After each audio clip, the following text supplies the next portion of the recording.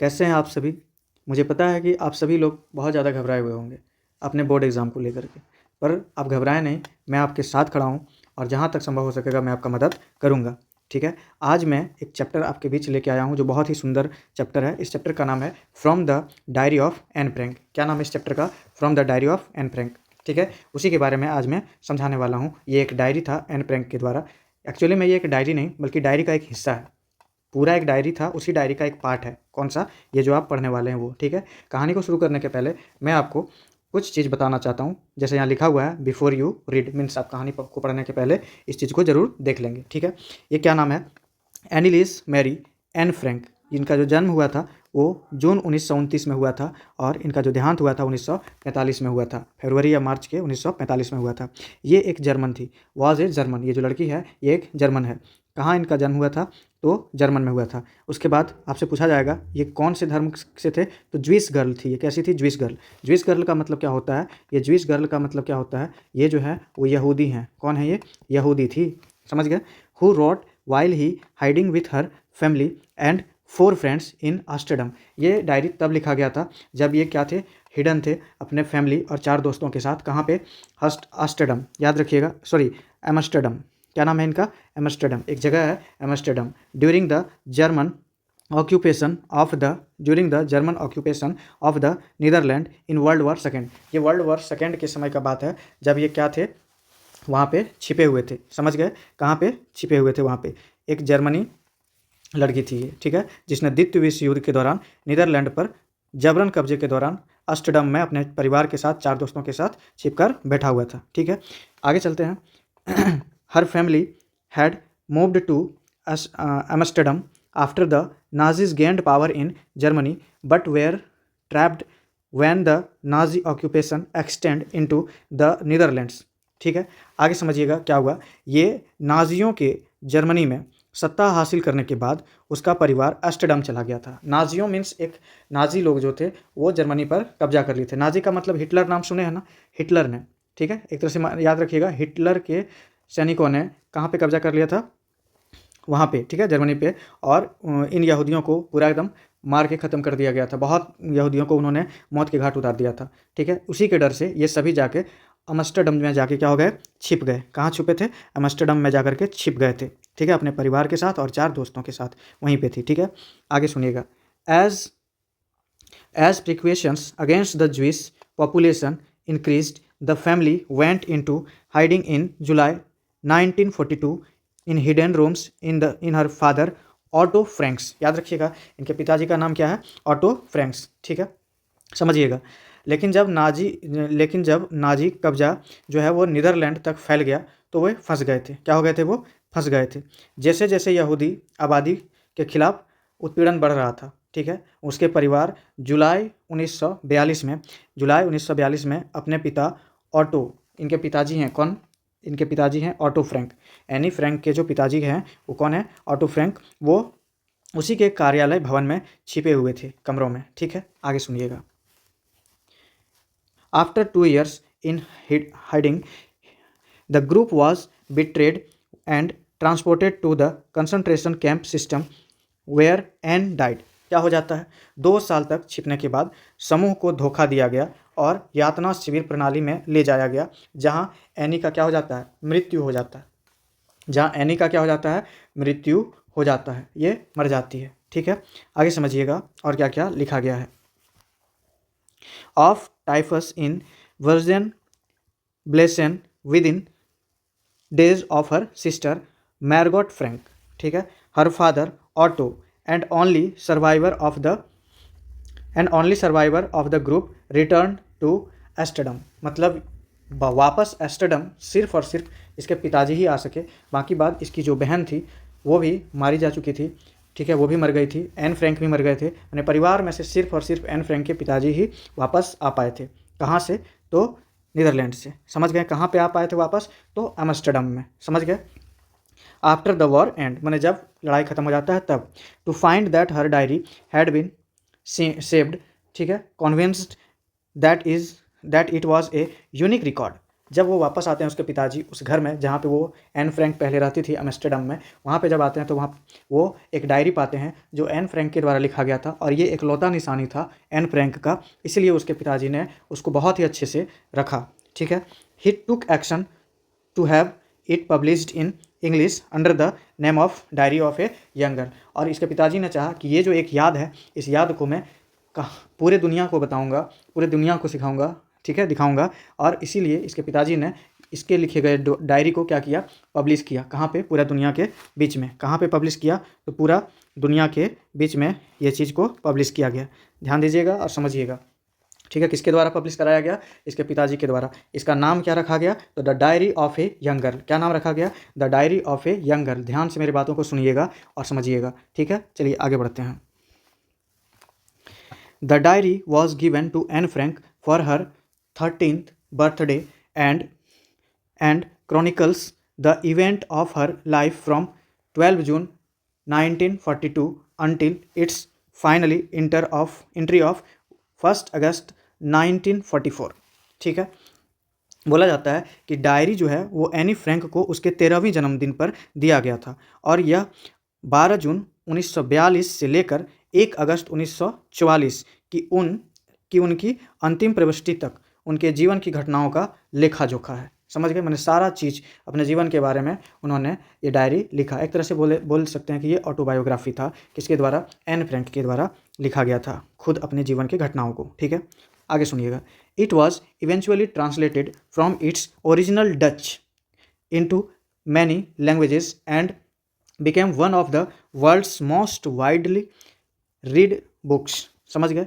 यहाँ तक समझिएगा क्या बोला गया है कि यह अंततः अपनी मूल डच भाषा में, ठीक है, लिखे गए थे, और इसके बाद इसको कई सारे भाषाओं में इसको ट्रांसलेट किया गया और पूरा दुनिया में इसको फैलाया गया, और पूरे वर्ल्ड में सबसे ज़्यादा, बहुत ज़्यादा बिकने वाला बुक में से एक है। अगर आपको इसके डायरी के बारे में और भी अध्ययन करना हो, पढ़ना हो, तो आप इनके डायरी मंगा करके आराम से पढ़ सकते हैं। हर जगह ये अवेलेबल है। ठीक है, there have also been several films, television and the theoretical production and even an opera based on the diary. ठीक है, आगे समझिएगा ये क्या बोला गया है। डायरी पर आधारित कई सारी फिल्म, टेलीविज़न और नाट्य प्रस्तुतियाँ हो चुकी है। समझ गए? और यहाँ तक कि एक ओपेरा भी बन चुका है। क्या बन चुका है? एक ओपेरा भी इसके ऊपर बन चुका है। ठीक है, आगे समझिएगा। Described as the work of a mature and insightful mind, the diary provides an intimate examination of daily life under Nazi occupation. Anne Frank has become one of the most renowned and discussed of the Holocaust victims। समझिएगा आगे क्या बोला गया है। ठीक है, यह एक परिपक्व और दिमाग के काम के रूप में वर्णित है। ठीक है, ये डायरी बोला गया कि बहुत अच्छा काम किया, क्योंकि इसके डायरी से हम लोगों को बहुत सारा चीज़ पता चल पाया। अगर ये डायरी ना होता तो क्या पता चलता? क्या हम और आप इस चीज़ को पढ़ पाते? नहीं पढ़ पाते ना, इसीलिए। ठीक है, आगे सुनिएगा और क्या बोला गया है कि यह डायरी नाजी कब्जे के तहत, ठीक है, दैनिक जीवन का हर एक चीज़ के बारे में बताया जाता है कि किस तरह से यहूदियों पर अत्याचार हुआ था। ठीक है, एन फ्रैंक हॉलोकास्ट पीड़ितों में से एक सबसे प्रसिद्ध और चर्चित व्यक्ति बन गई। ठीक है, इससे हम लोगों को पता चल पाया कि किस तरह से यहूदियों के ऊपर अत्याचार हिटलर ने कराया था। ठीक है, चलिए स्टार्ट करते हैं। बहुत ही अच्छा से आप बने रहिए, आगे और भी मज़ा आने वाला है। ठीक है, बोला जाता है writing in a diary is a really strange experience for someone like me. मतलब डायरी लिखना मेरे जैसे किसी व्यक्ति के लिए वास्तव में एक अजीब अनुभव है। ठीक है, not only because I have never written anything before, but also because it seems to me that later on neither I nor anyone else will be interested in the musings of a 13-year-old schoolgirl। ना केवल इसलिए कि मैंने पहले कभी कुछ नहीं लिखा, बल्कि इसलिए भी क्योंकि मुझे लगता है कि बाद में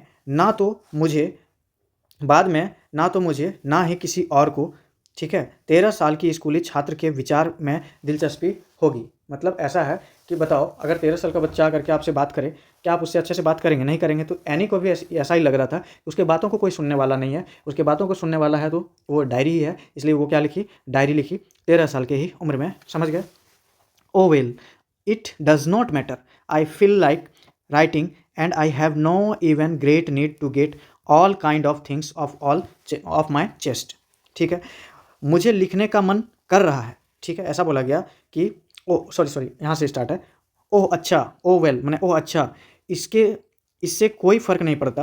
क्या नहीं पड़ता? मुझे लिखने का मन कर रहा है और मुझे अपने मन की हर बात को क्या करना है, निकालना है। ठीक है, ऐसा मैं ज़रूरत नहीं कर रहा। ठीक है, ऐसा महसूस बहुत ज़रूरत है कि अपना मन का बात को क्या करें, हम निकालें, लेकिन किस तक निकालें? तो डायरी में, समझ गए। आगे समझिएगा, यहाँ बहुत अच्छा बात कहा गया है, ध्यान दीजिएगा और समझिएगा थोड़ा सा। ठीक है, paper has more patience than people, मतलब लोगों से ज़्यादा पैसेंस किसी के पास है तो किसके पास है? पेपर के पास है। क्योंकि आप एक पेपर में जो चाहे वो चाहे आप क्या कर सकते हैं, लिख सकते हैं बहुत ही अच्छे से आपके बातों को, समझ गए। लेकिन क्या आप किसी भी चीज़ को हर किसी से शेयर कर सकते हैं अगर आप कंफर्टेबल ना हो तो? इसलिए पेपर बोला गया है, paper has more patience than people, समझ गए। I thought of this saying on my those days when I was feeling a little depressed and was sitting at home with my chin in my hands. ठीक है, bored and listless मतलब with no interest। आगे समझिएगा, बोला गया है कि मैंने इस कहावत के बारे में उन दिनों में से एक दिन सोचा जब मैं थोड़ा उदास महसूस कर रही थी। ठीक है, और घर पर अपनी क्या कर रहा था, आगे लिखा गया है, और घर पे अपनी थोड़ी हाथों में लेकर बैठा था। मतलब वही है कि हाथ पर हाथ धरे बैठा हुआ था, उबाऊ फील कर रहा था, बेपरवाह था। ठीक है, आगे सुनिएगा क्या कहता है, wondering whether to stay in or go out. समझ गए, क्या बोला गया है? Wondering whether to stay in or go out. ठीक है, मतलब ऐसे ही बेपरवाह था, सोच रहा था कि अंदर रहूं या बाहर जाऊं, क्या करूं नहीं करूं। ठीक है, ऐसा करके I finally stayed where I was brooding, yes, paper does have more patience, and since I am not planning to let anyone else read this stiff-backed notebook grandly referred to as a diary, unless I should ever find a real friend, it probably won't make a bit of difference. Now I am back to the point that promoted me to keep a diary in the first place. I don't have a friend.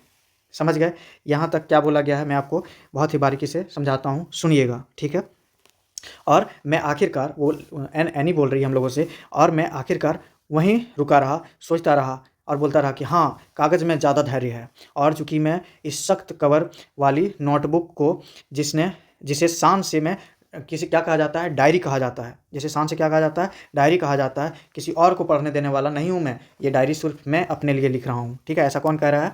वो N बोल रही है। किससे बोल रही है? हम लोगों से। ठीक है, आगे समझिएगा, जब तक कि मुझे कोई ऐसा दोस्त नहीं मिल जाता तब तक मैं किसी पर भरोसा नहीं करूँगा। मुझे अपने दोस्त से भी ज़्यादा भरोसा किसके ऊपर है? अपने डायरी पर है, और फिलहाल मेरा कोई दोस्त नहीं है। चलिए आगे बढ़ते हैं। Let me put it more clearly, since no one will believe that a 13-year-old girl is completely alone in the world. ठीक है, आगे बोला जाता है कि मुझे इसे और अधिक स्पष्ट रूप से कहने दें। क्या कहना चाहती है, सुनना। बोला जाता है क्योंकि कोई भी यह नहीं मानेगा कि 13 साल की लड़की दुनिया में पूरी तरह अकेली है। अरे आप ही में से कोई बच्चा बोलेगा मैं अकेला हूँ, कोई मानेगा नहीं? मम्मी है, पापा है, हर कोई है आपकी बात को सुनने के लिए। लेकिन ऐसा एनी बोल रही है कि मैं अकेला हूँ। ठीक है, and I am not. I have loving parents and a 16-year-old sister, and there are about 30 people I can call friends. ठीक है, मतलब ऐसा नहीं है कि मेरा कोई नहीं है ना। मेरा 16 साल का एक बहन है, मेरा भरा पूरा परिवार है, लगभग 13 ऐसे फ्रेंड हैं, 30 पीपल ऐसे हैं जिसे मैं दोस्त कह सकता हूँ। ठीक है, आगे I have a family, loving aunts and a good home. मतलब क्या कि मेरा एक परिवार है, मेरी एक आंट्स है। ठीक है, प्यारी सी आंट्स है, और क्या है, मेरा एक प्यारा सा घर भी है। No on the surface I seem to have everything except my one true friend. All I think about when I am with friends is having a good time. I can not bring myself to talk about anything, but ordinary everyday things. We don't seem to be able to get any closer, and that's the problem. ठीक है, आगे सुनिएगा. Maybe it's my fault that we don't confide in each other. यहाँ तक क्या बोला गया है कि मेरा एक परिवार है, मेरी प्यारी चाची हैं और एक अच्छा घर है. ठीक है, आगे सुनिएगा. नहीं नहीं नहीं, सतह पर मेरे पास सब कुछ लगता है सिवाय मेरे एक सच्चे दोस्त के. मेरे मन मेरे पास सब कुछ है, लेकिन एक सच्चा दोस्त नहीं है जिससे मैं अपने मन की बात कह पाऊँ. ठीक है, जब मैं दोस्त के साथ होती हूँ तो मैं केवल अच्छा समय बिताने के बारे में सोचती हूँ. मैं साधारण रोज़मर्रा की बातों के अलावा और कुछ भी बात करने के लिए खुद को तैयार नहीं कर पाती. हम करीब नहीं आ पाते हैं एक दूसरे के, और यही समस्या है. शायद मेरी यह गलती है कि हम एक दूसरे से खुलकर बात नहीं करते. ठीक है, किसी भी मामले में एक दूसरे से मैं बात नहीं करता एक दूसरे से. चीज़ें बस ऐसी ही हैं और दुर्भाग्य से उनके बदलने की संभावना ही नहीं है. इसलिए क्या किया, मैंने एक डायरी लिखा. समझ गए बात, यहाँ तक वही कहा गया है. क्या बोला गया, आगे सुनिएगा. इन एनी केस, वही है, वही बात मैं पहले बता चुका हूँ आपको, यहाँ तक मैं आपको समझा चुका हूँ. चलिए आगे बढ़ते हैं.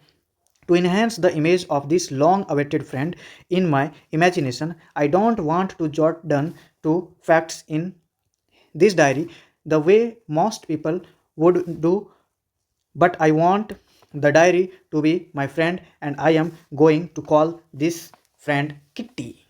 सुनिएगा, अपनी कल्पना में इस लंबे समय से प्रतीक्षा दोस्तों की छवि को निखारने के लिए मैं इस डायरी में तथ्यों को उस तरह से नहीं लिखना चाहती जिस तरह से ज़्यादातर लिखते हैं कि मैं एक डायरी बना रहा हूँ. मतलब मुझे शो ऑफ नहीं करना, मुझे सच्चा दोस्त बनाना है डायरी को. और आज ही मैं एक डायरी बनाना चाहती हूँ और इस डायरी का नाम देता हूँ मैं, क्या नाम देना चाहता हूँ, किट्टी. याद रखिएगा, इसके डायरी का नाम क्या है, किट्टी. Very very important. चलिए आगे. Since no one would understand a word of my stories of Kitty if I were to plunge right in, I did better provide a brief sketch of my life, much as I dislike doing so. ठीक है, क्योंकि अगर मैं सीधे kitty को अपनी कहानियाँ सुनाने लगूँ तो कोई एक शब्द भी नहीं समझेगा. ठीक है, आगे सुनिएगा. इसलिए मुझे अपनी ज़िंदगी का एक संक्षिप्त चीज़ को पेश करना बेहतर होगा. हालांकि मुझे ऐसा करना नापसंद है, ऐसा ये बोल रही है. ठीक है. My father, the most adorable father I have ever seen, did not marry my mother until she was 36 and she was 25. ध्यान देने वाला बात है, आराम से सुनिएगा. बोलता है, ये क्या बोल रही है कि मेरे पिता जो मैंने अब तक देखे सबसे प्यारे पिता थे. ठीक है, उन्होंने मेरी माँ से तब तक शादी नहीं की जब तक वह 36 साल के नहीं हो गए और वह 25 साल की नहीं हो गई. अपने माता के बारे में बोल रही कि यह 25 और वो 36 के जब तक नहीं हो गए. माई सिस्टर मैरगॉट, ठीक है, was born in Frankfurt in Germany in 1926.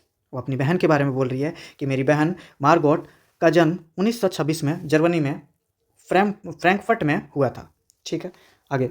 I was born on 12 June 1929. I lived in Frankfurt until I was 4. मतलब मैं फ्रैंकफर्ट में तब तक रहा जब तक मैं 4 साल की थी. और मैं कब जन्म ली, तो 2 जून 1929.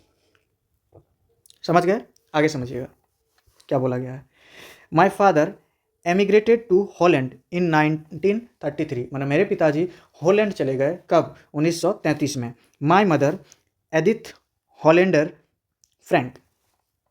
क्या बोला जाता है कि इसके पिताजी 1933 में कहाँ चले गए थे, हॉलैंड चले गए. मेरी माँ यानी कि एन फ्रैंक की माँ एथिड हॉलैंडर फ्रैंक.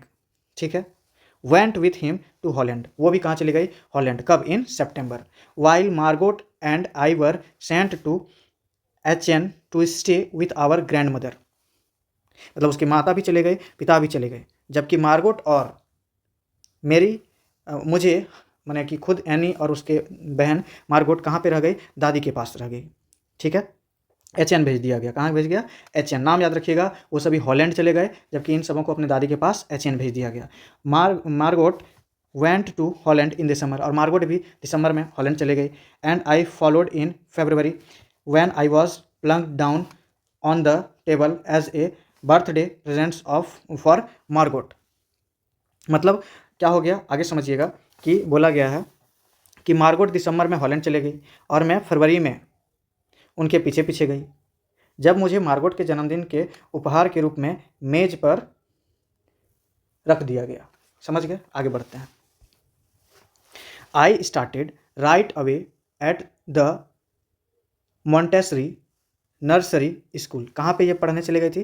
क्योंकि अगर मैं सीधे, ठीक है, बोला जाता है मैंने तुरंत, ठीक है, मैंने तुरंत क्या किया, मॉन्टेसरी नर्सरी स्कूल में पढ़ाई शुरू कर दी। I stayed there until I was 6। मैं तब तक वहाँ रुका जब तक मैं 6 साल की थी। आगे बोलता है eight which time I started in the first form in the sixth form my teacher was mister, क्या नाम है इसका, कुपेरस। ठीक है, याद रखिएगा, आगे मैं आपको और बढ़िया से बताने वाला हूँ, समझिएगा। बोला जाता है कि मैंने तुरंत मॉन्टेसरी नर्सरी स्कूल में पढ़ाई शुरू कर दी और मैं वहाँ 6 साल तक रही। उस समय मैंने पहली कक्षा में दाखिला लिया। छठी कक्षा में मेरा शिक्षक श्रीमती कौन बने, क्यूपेरस प्रधानापिका थी। ठीक है, आगे बोलता है द हेडमिस्ट्रेस। आगे at the end of the year we were both in tears as we said a heart breaking farewell. ठीक है, बोला जाता है कि साल के अंत में हम दोनों की आंखों में आंसू थे क्योंकि हमने एक दिल दहला देने वाली विदाई ली, फेयरवेल ली। समझ गए, आगे in the summer of 1941 grandma fell ill and had to have an operation, so my birthday passed with little celebration. मतलब क्या हो गया, 1941 में गर्मियों में दादी माँ बीमार पड़ गई और उनका ऑपरेशन होना था, इसलिए मेरा जन्मदिन बिना किसी बड़े जश्न के ऐसे ही बना दिया गया। ग्रांड माँ डाइड इन जनवरी 1942। उनकी जो दादी माँ है वो 1942 में जनवरी में क्या हो गई, उनकी मृत्यु हो गई। No one knows how often I think for of her and still love her. ठीक है, this birthday celebration in 1942 was intended to make up for the other and grandma's candle was lit along with the rest। क्या बोला गया है, बोला गया कि grand माँ की मृत्यु के बाद कोई नहीं जानता था कि मैं उन्हें कितना बार याद करता हूँ या करती हूँ और अभी भी उनसे प्यार करती हूँ। 1942 में यह जन्मदिन एक जश्न दूसरे रूप में भरपाई करने के इरादे से था और बाकी मोमबत्तियों के साथ दादी माँ की मोमबत्ती भी जलाई गई। मैंने उसके बर्थडे के साथ साथ क्या किया गया था, उनकी दादी के भी कैंडल्स जलाए गए थे। समझ गए, the four of us are still doing well. आगे बोला जाता है and that brings me to the present date of 20 June 1942 and the solemn dedication of my diary. बोला जाता है हम चारों अभी भी ठीक हैं और यह मुझे वर्तमान तारीख, अभी जो तारीख है करेंटली, ये क्या है, 20 जून 1942 तक ले आता है और मेरी डायरी का गंभीर क्या है, डेडिकेशन है। आगे बढ़िएगा, डियरेस्ट किट्टी, क्या बोला गया है, मेरी प्यारी Kitty. Our entire class is quaking it in its boots. The reason of course is the forthcoming meeting in which of the teachers decide who will move up to the next form and who will be kept back. Half the class is making bet. GN and I laugh ourselves silly at the two boys behind us, CN and Jax, who have stacked their entire holiday saving on their bet. आगे बोला जाता है from morning to night it is you are going to pass. No I am not, yes you are, no I am not. यहाँ तक क्या बोला गया है, समझिएगा क्या बोला गया है, कि बोला गया है कि हमारी पूरी कक्षा डर के मारे काँप रहा था। इस कारण निश्चित रूप से आने वाला जो बैठक था, क्योंकि इसलिए डर रहा था कि जो अभी बैठक होना था, मीटिंग होना था, आप लोगों का भी होता है ना पेरेंट्स टीचर मीटिंग, वही मीटिंग होना था। ठीक है, शिक्षक ने यह तय करेंगे कि कौन अगली कक्षा में जाएगा, किसे रोक दिया जाएगा। आधी कक्षा शर्त लगा रहा था, ठीक है, लगा रहा है कि क्या करना है नहीं करना है, क्या होगा नहीं होगा, ऐसा शर्त लगा रहा था आपस में। जीएन, क्या नाम है, जीएन और मैं अपने पीछे बैठे दो लड़कों सीएन और जैक्स पर हंसते हंसते पागल हो जाते हैं। ठीक है, जिन्होंने अपनी पूरी छुट्टियाँ की बचत दांव पर लगा दी थी। ठीक है, सुबह से रात तक यही चलता रहता है, तुम पास हो जाओगे, नहीं होगे, नहीं नहीं हो जाऊंगा, नहीं होऊंगा, इस तरह का बात डिस्कशन आपस में होता है। ठीक है, आगे सुनिएगा। Even GS pleading glances and my angry outburst can not calm them down. If you ask me, there are so many dummies that about a quarter of the school should be kept back. But teachers are the most unpredictable creatures on the earth. बोला जाता है जी की विनती भरे नज़ारे हैं और मेरे गुस्से भरे आउटबर्स्ट भी उन्हें शांत नहीं कर सकते। अगर आप मुझसे पूछें तो इतने सारे बेवकूफ़ हैं कि लगभग 1/4 कक्षा को रोक दिया जाना चाहिए था। वो ऐसा बोला जा रहा है कि बच्चा जो है ना, मेरे क्लास में बहुत सारा बेवकूफ़ बच्चा बैठा हुआ है, लेकिन पृथ्वी दिवस पर सबसे अप्रत्याशित प्राणी कौन है, तो यही है। ऐसा ऐसा बोला अपने में, आपस में सभी डिस्कस कर रहे हैं क्लास में बैठ कर वही सारा चीज़। अरे बच्ची ना थी जी, तो बच्ची थी तो वो क्या करेगी, अपना छोटा छोटा जो भी काम था वो सब कहाँ लिख रही थी, डायरी में, और वही चीज़ हम लोग भी पढ़ रहे हैं, इसलिए ज़्यादा सीरियस मत होइए। ठीक है ना, हम जैसे जैसे आप लोगों को समझा रहे हैं आप लोग समझिए। ठीक, चलिए आगे बढ़ते हैं। आई am not so worried about my girlfriends and myself. We will make it. The only subject I am not sure about is maths. Anyway, all we can do is wait. Until then, we kept telling each other not to lose heart. क्या बोला जाता है, मुझे अपनी सहेलियों और खुद के बारे में इतनी चिंता नहीं है, क्योंकि हम कर लेंगे। ठीक है, मैंने पास हो जाएंगे, कोई दिक्कत नहीं है। एकमात्र विषय जिसके बारे में मुझे यकीन नहीं है वह क्या है, गणित, क्योंकि गणित से बहुत ज़्यादा क्या होती थी, डरती थी।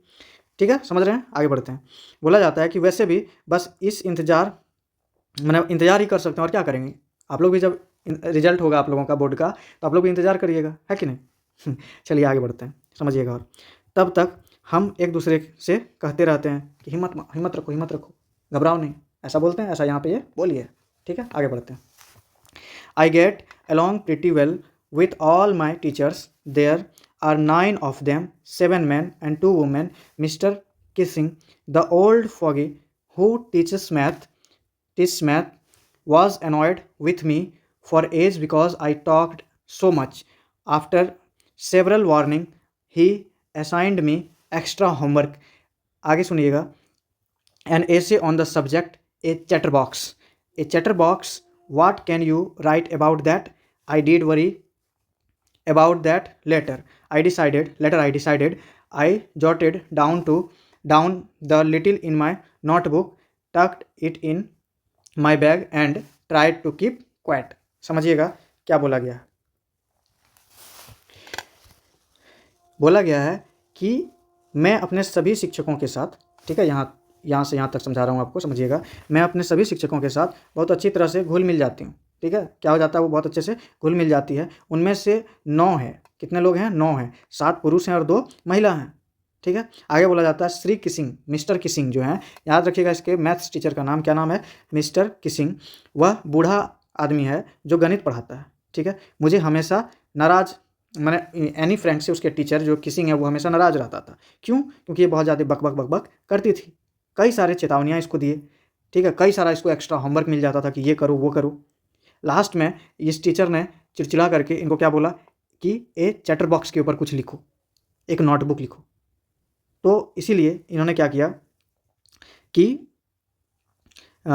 उस पर लिखा जा सकता है, तो क्या किया कि मैं, वो जो है लड़की, वो बोल रही है कि मैं उस बारे में बाद में सोचूंगी। मैंने तय किया, क्या तय किया, कि मैंने सिर्फ अपनी नोटबुक में लिखा, उसे अपने बैग में रखा और चुप रहने की कोशिश की। मैंने बोला कि चैटर बॉक्स पे लिखो वगैरह वगैरह करके, वो चुप हो गई। ठीक है, ताकि वो शांत हो जाए और उसके टीचर उसको फिर एक्स्ट्रा होमवर्क ना दे। लेकिन क्या होता है, that evening after I did finish the rest of my homework, the note about the essay caught my eye. I began thinking about the subject while chewing the tip of my fountain pen. आगे बोला जाता है anyone could ramble on and leave big spaces between the words, but the trick was to come up with convincing arguments to prove the necessity of talking. I thought and thought, मैंने सोचा और सोचा, and suddenly I had an idea. I wrote the 3 pages Mr. Kissing had assigned me and was satisfied. I argued that talking is a students trait and I would do my best to keep it under control. समझिएगा क्या बोला गया है यहाँ से यहाँ तक। बोला गया है कि दैट इवनिंग, उस शाम, बाकी जितने भी होमवर्क थे ख़त्म करने के बाद निबंध के बारे में उसकी नज़र गई, सोची उन्होंने। फिर क्या किया, बोलती है वो कि मैंने अपने फाउंटेन पेन को फाउंटेन पेन की नोक को चबाते हुए विषय के बारे में सोचना शुरू किया। कोई भी व्यक्ति शब्दों के बीच बड़े बड़े जगह छोड़कर बड़ा बड़ा लिख सकता है, ऐसा वो सोच रही है, लेकिन तरकीब बात करने की आवश्यकता को साबित करने के लिए कोई ठोस कार्य नहीं है। समझ गए। फिर वो बोलती है कि मैंने सोचा और सोचा, बहुत सारा सोचा, बहुत विचार किया, और बहुत विचार करने के बाद फाइनली वो क्या करती है, बोलती है कि मैंने वे 3 पृष्ठ लिखे जो मिस्टर किसिंग ने मुझे दिए थे और मैं संतुष्ट थी। ठीक है, मैंने तर्क दिया कि बात करना एक छात्र का गुण है। चैटर बॉक्स पे लिखने बोला था ना जी, तो चैटर बॉक्स पे वो लिख रही है, क्या लिख रही है कि बात करना जो है वो छात्र का गुण है और मैं इसे निमंत्रण में रखने की पूरी कोशिश करूँगा। ठीक है, वो मैंने टीचर्स के बारे में मजाक बना रही है। आगे सुनिएगा। But that I would never be able to acquire myself to the habit since my mother talked as much as I did, if not more. आगे बोला जाता है and that there is not much you can do about inherited traits. Mr. Kissing had a good laugh at my arguments, but when I proceeded to talk my way through the next lesson, he assigned me a second essay. This time it was supposed to me on an incorrigible chatterbox. I handed it in, and Mr. Kissing had nothing to complain about for 2 whole lessons. However, during the 3rd lesson, I did finally had enough. Anne Frank, as punishment for taking in class, write an essay entitled "Quack Quack Quack," said Mistress Chatterbox. समझिएगा आगे यहाँ से यहाँ तक क्या बोला गया है। आपको एक वर्ड याद रख लेना है बढ़िया से, चैटर बॉक्स। एक वर्ड क्या रखना है, चैटर बॉक्स। दूसरा वर्ड क्या रखना है, इनहेरिटेड। ठीक है, इनहेरिटेड का मतलब होता है कि जो उसको विरासत में मिले, मैंने अपने माता पिता से मिले, वो इनहेरिटेड ट्रेट्स कहलाता है। और एक होता है इनकॉरिजिबल। इनकॉरिजिबल का मतलब होता है something that can not be corrected, मतलब ऐसा चीज़ जिसको हम करेक्ट नहीं कर सकते हैं, वैसे चीज़ों को इनकॉरिजिबल कहा जाता है और इनहेरिटेड। आगे समझिएगा। एक और चीज़ क्या था, चैटर बॉक्स। चैटर बॉक्स का मतलब होता है बहुत ज़्यादा बात करने वाला। ठीक है, लेकिन फिलहाल यहाँ से यहाँ तक क्या बोला गया वो मैं आपको समझाने का कोशिश करता हूँ। ठीक है, बोलता है but that I would never be able to a cure myself to the habit. बोला गया कि लेकिन मैंने अपनी इस आदत को कभी नहीं सुधार पाऊंगी। कौन सा, वो बकबक करने वाला, क्योंकि ये मुझे मेरी माँ से मिला है। मेरी माँ ही बहुत बकबक करती थी, तो वही विरासत में मुझे भी मिल गया, इसलिए मैं ये काम नहीं सुधार सकता। फिर बोलता है मिस्टर किसिंग मेरी दलीलों पर खूब हंसे, मैंने वो जो लिखे थे उसके ऊपर वो खूब हंसे, क्योंकि यही सब चीज़ वो अपने डायरी में लिखी थी कि ये चीज़ मुझे विरासत में मिला है, इसलिए मैं नहीं भुला पाऊंगा, मैं नहीं छोड़ सकता, मैं बकबक करूँगा ही, और वैसे भी मैं एक स्टूडेंट हूँ। ठीक है, आगे समझिएगा। मिस्टर किसिंग बहुत ज़्यादा हंसते हैं, लेकिन जब मैं अगली क्लास में फिर बात करने लगी, ठीक है, तो उन्होंने मुझसे एक दूसरा निबंध लिखने को दे दिया। और इस बार जो निबंध दिया वो क्या था, अजीब सा बात था। वो बोला क्वैक क्वैक क्वैक पे क्या करो, निबंध लिखो। क्वैक क्वैक क्वैक पे क्या करो, निबंध लिखो। इसका मतलब क्या होता है, इसका मतलब इस बार का विषय था एक अजीब सा बोलने वाला। ठीक है, मैंने इसे जमा कर लिया, मतलब उन्होंने ले लिया। और क्या बोला, मिस्टर किसिंग के पास 2 पूरी क्लासों पर शिकायत करने के लिए कुछ नहीं था। ठीक है, आगे बोला जाता है हालांकि तीसरी क्लास के दौरान अंत में उनका ब्रश क्या हो जाता है, टूट जाता है। आगे और भी इसमें चीज़ लिखा गया है, समझिएगा। The class roared I had to laugh too I did near by exhausted my ingenuity on the topic of chatterboxes. It was time to come up with something else, something original. My friend San, who is good at poetry, offered me write to essay from beginning to end in verse, and I jumped to joy. Mr. Kissing was trying to play a joke on me with his ridiculous subject, but I did make sure the joke was on him. I finished my poem, and it was beautiful. It was about a mother duck and a father swan. याद रखिएगा, mother duck कौन है, mother duck और एक father स्वान है, with 3 baby, उसका 3 baby है, baby duckling, who were beaten to death by the father because they quacked too much. Luckily, Mr. Kissing took the joke that right way. He read the. आगे इसमें क्या बोला गया है कि बोला जाता है कि पूरा क्लास में आवाज़ हो रहा था, गूंज उठा था, मुझे भी हंसना पड़ा, मैंने ये भी हंस रही थी, ठीक है। हालांकि मैं बातूनी लड़की के विषय पर अपनी सरलता लगभग समाप्त कर चुका था, ऐसा एनी फ्रैंक बोल रही है। और कुछ कुछ मौलिक सोचने का समय आ गया था, कुछ कुछ ऐसा सोच सकते हैं।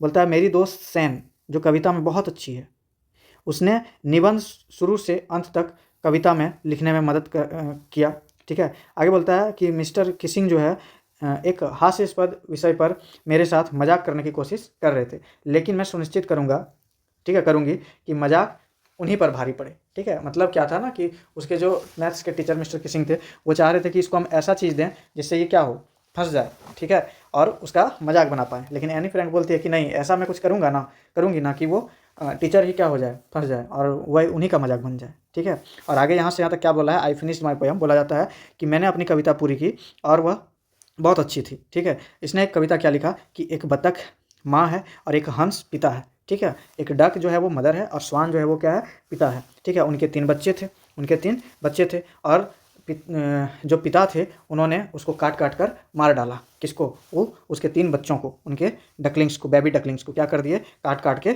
मार दिया, ठीक है। आगे समझिएगा। बहुत ज़्यादा क्वैक क्वैक करते थे, मैंने बहुत ज़्यादा हल्ला करते थे, बहुत ज़्यादा, इसलिए वो चिड़चिड़ा के उसके पिताजी ने ही वो तीनों अपने बेटों को, तीनों बतख को क्या कर दिया, मार दिया, ठीक है। आगे समझिएगा। बोला जाता है कि सौभाग्य से जो मिस्टर किसिंग जो है उन्होंने मजाक को सही तरीके से लिया, मैंने वो मजाक कर रही थी लड़की, लेकिन उस चीज़ को वो सही तरीके से लिया और उसने इसे बहुत अच्छे से क्या किया, पढ़ा। आगे समझिएगा। Poem to the class adding his one on comments and to several other classes as well. Since then, I have been allowed to talk and have not been assigned any extra homework. On the contrary, Mr. Kissing always making jokes these days. समझ गए? यहाँ क्या बोला गया है कि बोला जाता है कि पूरे क्लास को सुनाया मिस्टर किसिंग ने, ये सब जो ये लिखी थी, अपनी टिप्पणियाँ भी उन पर जोड़ी और कई सारे और अन्य कक्षाओं को भी ये चीज़ बताया। तब से मुझे बात करने की अनुमति मिल गई, मैंने तब से जो है वो उसके टीचर ने उसको अनुमति दे दिया, ठीक है, कि चलो भाई मैं तुम्हें हराना चाहता था, तेरा मजाक उड़ाना चाहता था, पर तुम इतनी समझदार निकली कि अपने इस भावना को पोएम के थ्रू और इतना अच्छा पोएम बोल के आप क्या किए, हमें अच्छा कर दिया। और तब से इसको अतिरिक्त होमवर्क भी नहीं मिलने लगा। किसके द्वारा? मिस्टर किसिंग के द्वारा, ठीक है। मिस्टर किसिंग इन दिनों हमेशा चुटकुले सुनाते रहते हैं, ऐसा वो लिख रही है अपने डायरी में लास्ट में, ठीक है। इस कहानी में आप ओवरऑल यही पाएंगे कि एन फ्रैंक जो होती है वो क्या होती है कि अपने माता पिता के मतलब उनके माता पिता छोड़ के चले जाते हैं हॉलैंड, तो उसकी सिस्टर भी चली जाती है, उसकी दादी की मृत्यु भी हो जाती है। अब जितना भी डेट मैंने इसमें मेंशन किया हुआ है सभी डेट को जरूर ध्यान से पढ़िएगा। इसमें कुछ कुछ वर्ड्स भी हैं, जैसे chatterbox, quack quack quack, quack quack quack कविता लिखा गया, ठीक है। किसके द्वारा? एन फ्रैंक के द्वारा। क्यों लिखा गया? ताकि अपने टीचर को बताए कि ऐसे ऐसे एक माता डक थी, एक स्वान पिता थे, उसके 3 बच्चे थे, उसके बच्चे बहुत हल्ला करते थे, इसलिए स्वान पिता ने उसे मार दिया। इसका मतलब क्या हुआ कि टीचर जो हैं वो पिता के समान हो गए वहाँ पे, और बच्चा जो है ये सब हो गए। अब मान लो बच्चा सब हल्ला करेगा तो क्या करेगा टीचर? उसको जान से मार देगा? नहीं ना मारेगा। यही सब चीज़ इसमें वो लिखी थी। और यही एक डायरी, बहुत खूबसूरत सा डायरी है जिनका एक पार्ट है ये कहानी, समझ गए? इसी डायरी का एक पार्ट है इनका एक कहानी। यहाँ लिखा गया है योर्स एन, मतलब किसके द्वारा लिखा गया है? एन के द्वारा लिखा गया है। Extracted from the diary of my young girl. ये जो यंग गर्ल नाम की डायरी थी जिसके उसके पिताजी ने क्या किया था, पब्लिश कराया था, उसी का एक हिस्सा है ये, समझ गए? इसलिए ये जो जितना भी चीज़ मैंने समझाया ये बहुत ही डिटेल वे में आपको समझाया, ऐसा आपको दूसरा कहीं मिलने वाला है नहीं, इसलिए आराम से आप पढ़िए। मैं एकदम बारीकी से हर चीज़ को पढ़ाऊंगा, ठीक है। कुछ यहाँ छुपा हुआ है बात, समझिएगा क्या बोला है। This is a photo as I would wish myself to look all the time, then I would may be have a chance to come to Hollywood. Anne Frank ये कब लिखी है? 10 अक्टूबर 1942 को। क्या बोलती है कि यह एक मेरा फोटो है और मैं चाहता हूँ कि कभी एक बार क्या करे, मुझे मौका मिले हॉलीवुड में जाने का। एक बच्ची ना है जी, ये बच्ची है तो बहुत अच्छा अच्छा अपना फीलिंग को इस डायरी में क्या कर रही है, लिख रही है। आप लोगों को ये कहानी कैसा लगा, कौन कौन सा वर्ड इसमें याद रखने लायक था, मैंने सारा चीज़ आपको बताया। और फिर आने वाला समय में मैं सभी चैप्टर्स का क्वेश्चन आंसर भी आपको कराऊंगा, ठीक है। धन्यवाद।